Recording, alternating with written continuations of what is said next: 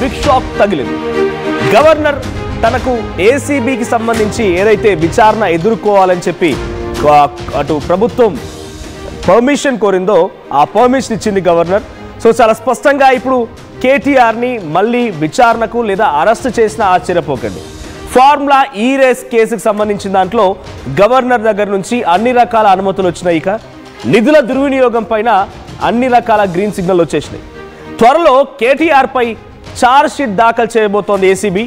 ఇక ఈ మధ్య కాలంలోనే అటు విచారణకు అనుమతి ఇవ్వాలని కోరుతూ గవర్నర్కి ప్రభుత్వం లేఖ రాసింది. పదే పదే మొన్న జూబ్లీ హిల్స్ ఉప ఎన్నికల సందర్భంలో రేవంత్ రెడ్డి సైతం తన ప్రసంగాల్లో ఈ యొక్క అంశాన్ని ఆయన మాట్లాడుకొచ్చారు. ఇప్పటికే 4 సార్లు ఏసీబీ విచారణకు హాజరయ్యారు కేటీఆర్. అటు ఈడీకి ఒకసారి హాజరయ్యారు. ఇప్పటికే అటు ఐఏఎస్ అరవింద్ కుమార్ పైన కూడా డిఓపిటికి లేఖ రాశారు అధికారులు. ఫార్ములా ఈ కార్ రేస్ కేసులో A1గా ఉన్నారు కేటీఆర్, A2గా ఉన్నారు అరవింద్ కుమార్. మరోసారి విచారణ తర్వాత ఛార్జ్ షీట్ దాఖలు చేసే అవకాశం కనబడుతోంది. సో కేటీఆర్ ఫార్ములా ఈ రేస్ వ్యవహారంలో అప్పుడున్నటువంటి మున్సిపల్ అడ్మినిస్ట్రేషన్ శాఖ మంత్రిగా, అటు హెచ్ఎండిఏ ఉన్నటువంటి ప్రిన్సిపల్ సెక్రటరీగా అరవింద్ కుమార్ ఉన్న సమయంలో model code of conduct election code అమల్లో ఉండగా ఎటువంటి పర్మిషన్స్ లేకుండా, ఆ తర్వాత ప్రభుత్వ క్యాబినెట్ అనుమతి లేకుండా డైరెక్ట్గా నిధులని ఆ ట్రైపార్టేట్ అగ్రిమెంట్ని క్యాన్సిల్ చేసుకొని డైరెక్ట్గా మేమే నిర్వహిస్తామని రకంగా అగ్రిమెంట్ కన్నా మునిపే సుమారుగా 55 కోట్ల రూపాయలని ఎఫ్ఈఓకి ట్రాన్స్ఫర్ చేయడం పైన ఇప్పుడు మొదటిగా ఈ కేసు మొదలైందని చెప్పాలి. ప్రస్తుతం ప్రిన్సిపల్ సెక్రటరీ అంటే అప్పుడు మొదటివరకు ప్రిన్సిపల్ సెక్రటరీ ఉన్నటువంటి దానకిషోర్ ముందుగా కంప్లైంట్ ఇస్తే ఈ కేసు మొదటిగా ప్రారంభమైంది. సో అప్పటి నుంచి ఇప్పటివరకు కేసీఆర్ సుమారుగా పలుమార్లు విచారణ ఎదుర్కొన్నారు. ఆ తర్వాత అరవింద్ కుమార్ కూడా విచారణ ఎదుర్కొన్నారు. బిఎల్ఎన్ రెడ్డి కూడా విచారణ ఎదుర్కొన్నాడు. ఇప్పుడు మళ్ళీ ఏసీబీకి అన్ని రకాల పర్మిషన్స్ ఇస్తూ గవర్నర్ ఆమోదం తెలపడంతో మరోసారి కేటీఆర్ని విచారించే అవకాశం ఉంది. ఆ తర్వాత ఛార్జ్ షీట్ దాఖలు చేయొచ్చు. ఆ తర్వాత అరెస్ట్ చేసినా కూడా ఆశ్చర్యపోవాల్సిన పని లేదు. మా ప్రతినిధి మధు సిద్ధంగా ఉన్నారు. అంతకంటే ముందు ఒకసారి గతంలో కేటీఆర్ ఏసీబీ విచారణ ఎదుర్కొన్న తర్వాత ఆయన ఏం మాట్లాడారో చూద్దాం. వేస్తారో ఛార్జ్ షీట్లు, ప్రాసిక్యూషన్లు, జైళ్ళు వేసుకోండి. నేను లైవ్ టీవీల ముందు మళ్ళీ చెప్తున్నా, నాకు ఎంత దమ్ముంటే నేను చెప్పాలి. ఈ దేశంలో రాజకీయ నాయకుడు అని చెప్పినాడవే, నా మీద ఏమైనా కేసు పెడితే రారాబాయి చూసుకుందాం, పెట్టు లై డిటెక్టర్ అన్నాడు 2 వరకు. నేను చెప్తున్నా రా, నేను తప్పు చేయలే, నిజాయితీగా నేను ఈ రాష్ట్రానికి ప్రతిష్ట తెచ్చే ప్రయత్నం చేసిన. పెడతావా పెట్టు కేసు, ఏమయ్యేది నీ లొట్టపీస్ కేసుతోని? ఈ లొట్టపీస్ కేసుతోని లొట్టపీస్ ముఖ్యమంత్రి గారితోని మాకేం ఫరక్ పడది. ఆయన ఏం చేసినా, ఎన్ని కథలు పడ్డా మేము ఇట్లనే పిల్లల తరపున కొట్లాడతాం, రైతుల తరపున కొట్లాడతాం, నువ్వు ఇచ్చిన హామీల కోసం, మహిళల కోసం కొట్లాడతాం. మేము మాత్రం కాంగ్రెస్ ప్రభుత్వాన్ని వదిలిపెట్టం. 6 గ్యారెంటీలు అమలయ్యేదాకా, నీ 420 హామీలు నెరవేర్చేదాకా నిలదూస్తూనే ఉంటాం. నిజాన్ని బయట రైట్. ఇది గతంలో కేటీఆర్ ఈ కేసుపై మాట్లాడిన మాటలు. ఇది ఒక లొట్ట పీస్ కేసు అని చెప్పి ఆయన మాట్లాడుతున్నారు. పెద్దగా దీంట్లో ఒరిగేదేం లేదు ఈ కేసుతో. నేను లై డిటెక్టర్ టెస్ట్ కూడా సిద్ధంగా ఉన్నాను. నాకు తెలిసి బహుశా నేనే మొట్టమొదటి రాజకీయ నాయకుడిని ఒక లై డిటెక్టర్ టెస్ట్ చేయమని చెప్పి అడుగుతూ ఉన్నాను. నేను సిద్ధంగా ఉన్నాను, దమ్ముంటే ఈ లొట్ట పీస్ కేసు పైన నన్ను విచారించండి అని చెప్పేటువంటి మాటని కేటీఆర్ పదే పదే డంకాపదంగా చెప్పడం మనం చూస్తాం. సో ప్రెసెంట్ కేటీఆర్ పైన ఏసీబీ అన్ని రకాల అనుమతి ఇస్తూ, ఏసీబీకి అన్ని రకాల అనుమతులు ఇస్తూ గవర్నర్ ఆమోద ముద్ర వేశారు. మా ప్రతినిధి మధు ఉన్నారు, మధుతో మాట్లాడదాం. మధు, సో ఏసీబీకి ఇప్పటి వరకు కొన్ని అడ్డంకులు ఉండేవి. ఆయన ఒక ప్రజాప్రతినిధిగా ఉన్నారు కాబట్టి ఆయన విచారించాలన్నా లేదంటే ఇంకేదైనా చేయాలన్నా, అరెస్ట్ చేయాలన్నా కూడా గవర్నర్ అనుమతి తప్పనిసరి. ఇప్పుడు గవర్నర్ అనుమతి రానే వచ్చింది. నెక్స్ట్ ఏంటి, ఏం జరగబోతుంది? అరెస్టా లేదంటే ఛార్జ్ షీట్ దాఖలు చేస్తారా, మళ్ళీ విచారిస్తారా, ఏం జరగవచ్చు? ఎగ్జాక్ట్లీ ఆఫ్టర్ 10 వీక్స్ తర్వాత కాస్త మూమెంట్ అయినట్టుగా కనిపిస్తూ ఉంది. ఎందుకంటే మొదటి నుంచి ఇప్పటికే దాదాపు 5 సార్లు కేటీఆర్ని ఏసీబీ ప్రాసిక్యూషన్ చేసే ప్రయత్నం చేసింది, వివరాలు రాబట్టుకునే ప్రయత్నం చేసింది. ఆయన ఎమ్మెల్యే అయినందువల్ల ఖచ్చితంగా గవర్నర్ అనుమతి తప్పనిసరి. దానిలో భాగంగా గవర్నర్ జిష్ణుదేవ్ వర్మకి రాష్ట్ర ప్రభుత్వం ఫైల్ పంపింది సెప్టెంబర్ 9వ తారీఖు రోజున.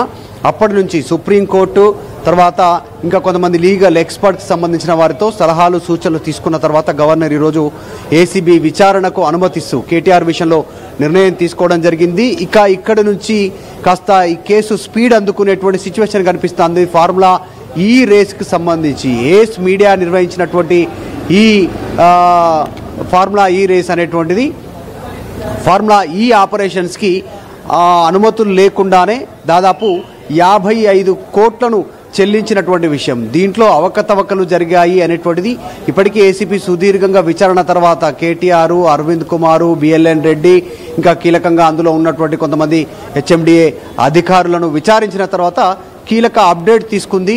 సో ఇప్పుడు ఈ విచారణతో కీలకంగా కేసు మలుపు తిరిగేటువంటి అవకాశం ఉంటుంది. ఛార్జ్ షీట్లో కానీ రేపు అరెస్ట్ చేసేటువంటి విషయంలో కానీ కేటీఆర్కు విషయంలో కాస్త అనుమతులు వచ్చేటువంటి అవకాశం ఉంది. ప్రస్తుతానికైతే విచారణకే అనుమతి ఇచ్చారు. ఫ్యూచర్లో మళ్ళీ ఎఫ్ఐఆర్ అంటే ఛార్జ్ షీట్లో పేరు నమోదు చేయడం కానీ అరెస్టు విషయంలో కానీ మళ్ళీ గవర్నర్ దీనిపైన దృష్టి పెట్టేటువంటి అవకాశం ఉంది. ప్రస్తుతం అయితే ఏసీబీ ప్రాసిక్యూషన్ని కేటీఆర్ ఎదుర్కొనేటువంటి సిచ్యువేషన్ కనిపిస్తూ ఉంది. మొత్తం ఐఏఎస్ అధికారి అరవింద్ కుమార్ను కూడా ప్రాసిక్యూట్ చేసేందుకు గతంలోనే అనుమతి కొరకు ఎదురు చూస్తూ ఉంది ఏసీబీ. ఈ అనుమతి రాగానే కేటీఆర్, అరవింద్ కుమార్, బిఎల్ఎన్ రెడ్డిలపై ఛార్జ్ షీట్ కూడా దాఖలు చేయడానికి ఏసీపీ సిద్ధమవుతున్నట్టుగా తెలుస్తూ ఉంది. అసలు కేసుకు సంబంధించినటువంటి వివరాలకు వెళ్తే మొత్తం 2023 ఫిబ్రవరి 11న జరిగినటువంటి హైదరాబాద్లో సంబంధించినటువంటి ఈ ఫార్ములా ఈ కేసు విషయంలో ప్రస్తుతం డొంక కదులుతూ ఉంది. గ్రీన్కో ఫార్ములా ఈ ఆపరేషన్ అనేటువంటి సంస్థకి చెల్లించినటువంటి డబ్బుల విషయంలోనే ప్రస్తుతం మనీ లాండరింగ్ జరిగింది అనేటువంటి విషయంలో వీళ్ళు చెల్లిస్తే వారికి అదనంగా ఎలాంటి అనుమతులు లేకుండా క్యాబినెట్ అనుమతులు లేకుండా చెల్లింపులు జరిగితే అక్కడ నుంచి బాండ్ల రూపంలో వీరికి గ్రీన్కో అనేటువంటి సంస్థ నుంచి బీఆర్ఎస్ పార్టీకి నిధులు అందాయి అనేటువంటిది ప్రధానమైనటువంటి ఆరోపణ ఉంది. దీంట్లో క్విడ్ ప్రోకో ఉంది, మనీ లాండరింగ్ ఉంది అనేటువంటిది ప్రధానమైనటువంటి ఆరోపణ కొనసాగుతుంది. కాబట్టి కేటీఆర్ విచారణ ఎదుర్కొన్నారు ఏసీబీకి. తర్వాత ఛార్జ్ షీట్, తర్వాత అరెస్ట్ అయ్యేటువంటి అవకాశం ఉంది. అఫ్కోర్స్ కేటీఆర్ గతంలో అనేక సార్లు మాట్లాడారు, ఇది లొట్టపీస్ కేసు అని మాట్లాడారు. ఈ కేసులో పసలేదు, డబ్బులు నేను పంపినాయి అక్కడ అకౌంట్లో ఉన్నాయి, అక్కడ నుంచి తిరిగి తీసుకునేటువంటి అవకాశం ఉంటుంది. కావాలని రేవంత్ రెడ్డి ముఖ్యమంత్రి అయిన తర్వాత దీన్ని టిపికల్ చేశారు.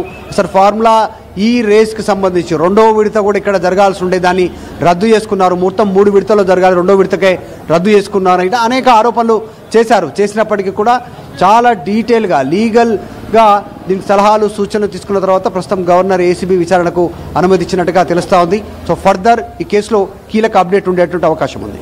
Right, thank you Madhu. So మొత్తంగా అక్టోబర్ 25, 2022 ఇది మొదటిసారిగా ట్రైపార్టైట్ అగ్రిమెంట్ జరిగింది. అంటే ముగ్గురు మధ్య జరిగేటువంటి అగ్రిమెంట్. ఆ ముగ్గురు ఎవరు మరి?